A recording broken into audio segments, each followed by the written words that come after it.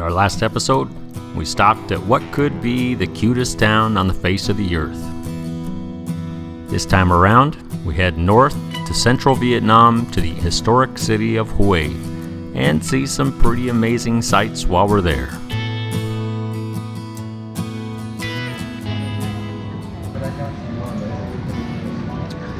Powering up with iced coffee today because it's hot here all the time. Today we got a big day. We're only going to be in this town for about 36 hours and there's a lot to see. So, got to make a big day of it, try to see as much as we can. And just like that, we are off to see as much of Hue as possible in a short 36 hours.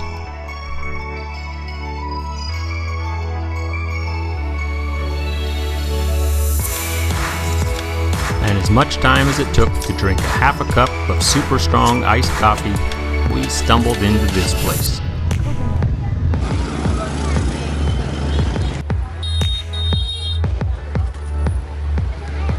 One of the best things about traveling is all the surprises you find along the way. Vietnam is full of surprises. There's this kind of amazing street culture. Every inch of the ground gets covered and stuff gets sold. People hang out. It's an event. It's pretty cool. Everywhere we've been so far in Southeast Asia has some sort of a street market. And here in Vietnam, with grocery stores being a bit of a rarity, these markets are the place to get your fresh produce, meats, and just about everything in between. And yes, hard bargaining is expected.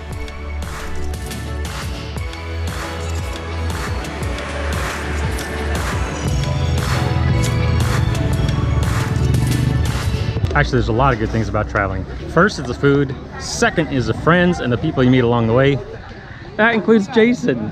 Downgraded to second. Yeah, he's been downgraded to second place because really the food's the best. But there's just a lot of really cool things about traveling. And Vietnam, I think, has been more surprising than any other country we've been to so far. Every day there's something new and exciting. Fish. Other thing that's really amazing about this place is how utilitarian all of these scooters are. And they're everywhere. I read something like 80% of households in Vietnam, sole transportation is a scooter. That's why you can see a family of 6 on them with no problem.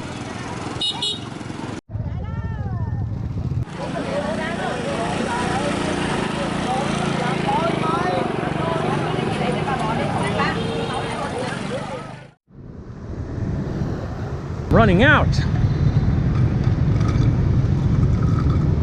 Even though finding a surprising and bustling market and bartering for some fresh fruit is a pretty good way to spend the day, this place here is why we came to Hue.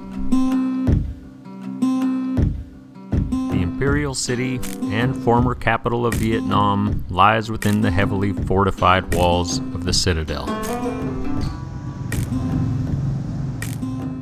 In 1804, thousands of workers were ordered to build the walled enclosure and the encircling moat that would measure over 10 kilometers long.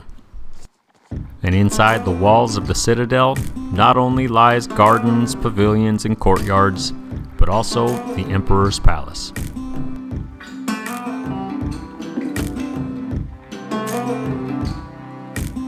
With its multiple buildings and hundreds of rooms, this place was the seat of power until the 1880s and the French imposition. Thereafter, it existed mostly to carry on symbolic traditions until the monarchy was ousted in 1945.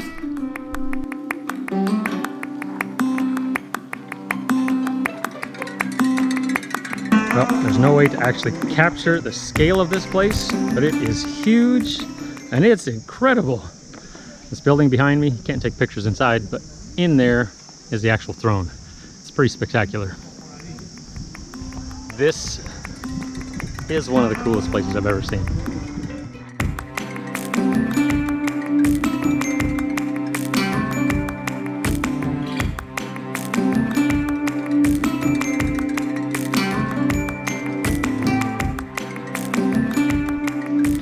If you've been watching our videos for a while, you may know we've been traveling full-time for about 4.5 years, which is pretty great.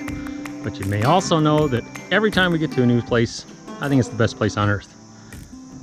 And this is really no different. It's awesome. Hi, Brenda. Hi. But I've been trying to be a little more objective, so I'm not going to say this is the best place on earth, but it's incredible. But what I will say is that Vietnam as a whole has been the most surprising place we've been to, period. It's not at all what I expected. I don't exactly know what I expected, but it's been pretty incredible.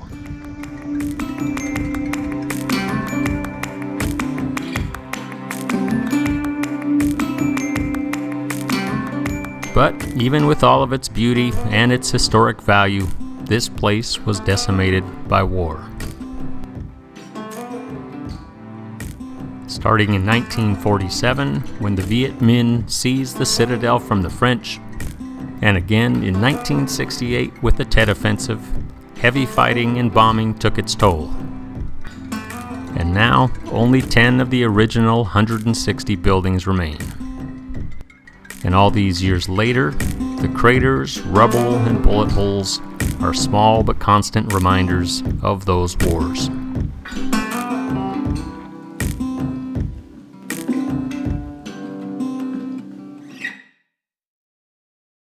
After a bit of sightseeing, it's important to take in some of the local cuisine.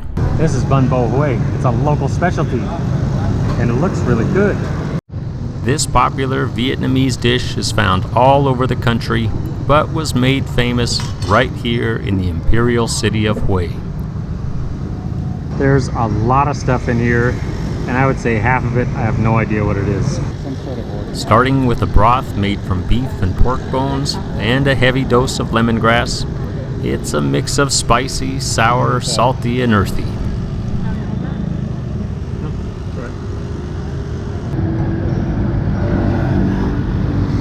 This, I think, is blood. I'm pretty sure it's a blood. And mixed in with that block of congealed pig's blood are a few ingredients I still haven't figured out. That's really good. I'm not sure I like it. Really? Yeah. A little too exotic? Yeah.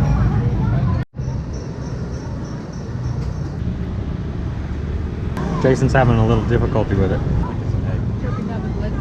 And most of it, I'd say, was pretty easy to take. But some of it, not so much. Yeah, eat the pig's blood. Do it. The smallest bite possible. Oh, it's not bad. I'm not gonna eat any more, but it's not bad. You like bit I got off enough. the Did you corner. try it? No. You bit wanna off the try it? corner. That's And the best way to wash out a huge bite of congealed pig's blood, you guessed it, ginger tea.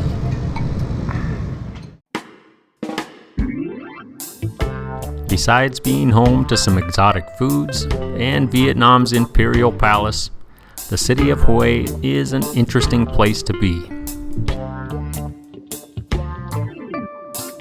There's the scenic waterfront along the Perfume River, architecture that deserves a second glance, a busy but at the same time laid-back feel, and a multitude of pagodas and tombs from kings of the past. All of which make this a city we wish we had more than just 36 hours in.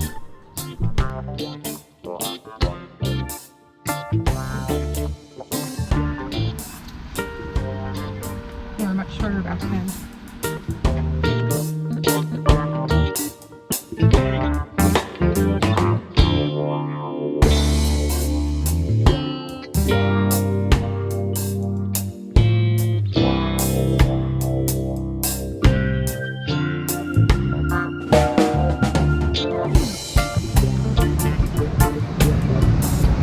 Hi guys.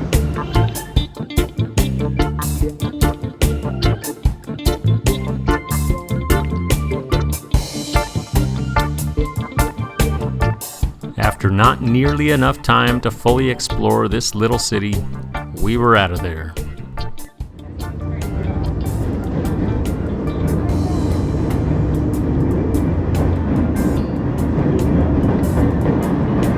It's all right, we're out of here. 14 hours on a train.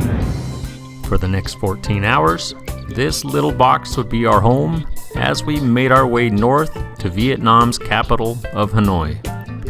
And after a night of just about zero sleep, desperate times call for desperate measures.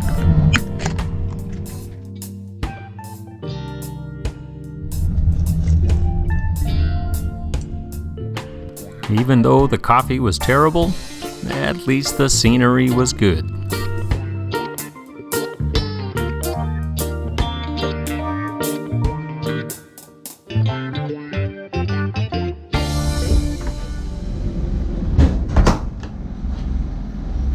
Hi, Brenda. Hi, Doug. Guess whose birthday it is? It's not mine. It's Brenda's. She gets a happy birthday train ride. And just as every girl would want on her birthday, Brenda got a ride on a rickety old train filled with cockroaches and ripe and funky smells. But that's about it for this episode. Thanks for watching. Join us next time as we explore the city of Hanoi.